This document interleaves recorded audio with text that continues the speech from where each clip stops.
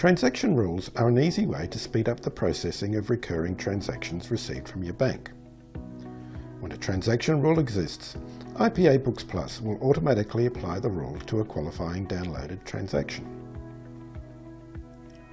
Creating the rule is easy.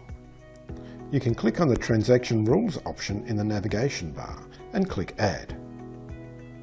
Or you can start from a transaction in your list of downloaded and still unallocated transactions on the Bank Transactions tab and click on the Process option, Create Rule.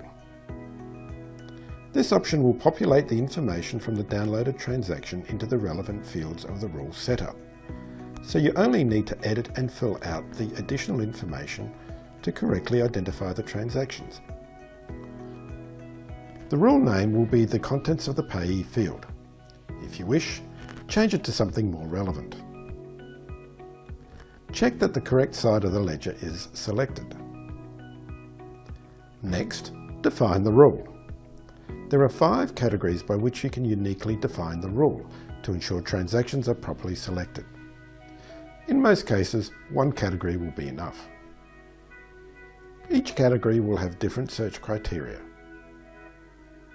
By default, the description populates the description from the transaction and offers the search criteria all of these words. That is, every word of the string must be present, but not necessarily in this order. The criteria any of these words means any of the words may be present for the rule to be applied.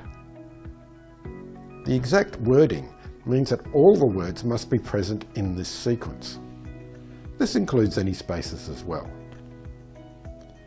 Anything means this category is not defining the rule. Other categories have similar array of search criteria, and depending on your choice, you may be required to enter text in the box to the right. Remember, spaces count. Next, in the rule will, specify what is to be done with this transaction. Do the following allows you to choose from create a payment, create a receipt, create a transfer, or ignore this transaction. Subsequent options may change according to your selection. Next, select a contact, that is, a supplier, employee, customer, or other party. And finally, the description you want this entry to show in your book. By default, it is set to the description received from the imported or downloaded transaction first, and if none is supplied, the payee detail. You can change this to whatever you want. In the final section, you indicate the ledgers to which this transaction will be assigned: an account, a tax code, an amount if the whole amount is being assigned to this one account, or a percentage if this amount will be split between more than one account.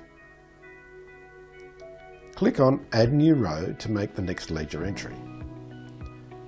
Assign the percentage of the total bank transaction for each account and make sure your percentages add up to 100%. If the entry has a mix of set amounts and percentages, the amounts must be listed first. That's it, your rule is created. Check your entries and click on Save to complete the process. Back on the Bank Transactions tab, you'll see the transactions matching the rule outlined in the green box. Click on Accept to allocate the transactions to your ledgers. If you do not want to apply the transaction rule in a particular circumstances, then just select one of the other processing options for the transaction. Thanks for watching this video, and if you need further help, please go to help.ipabooksplus.com or contact us on support@ipabooksplus.com.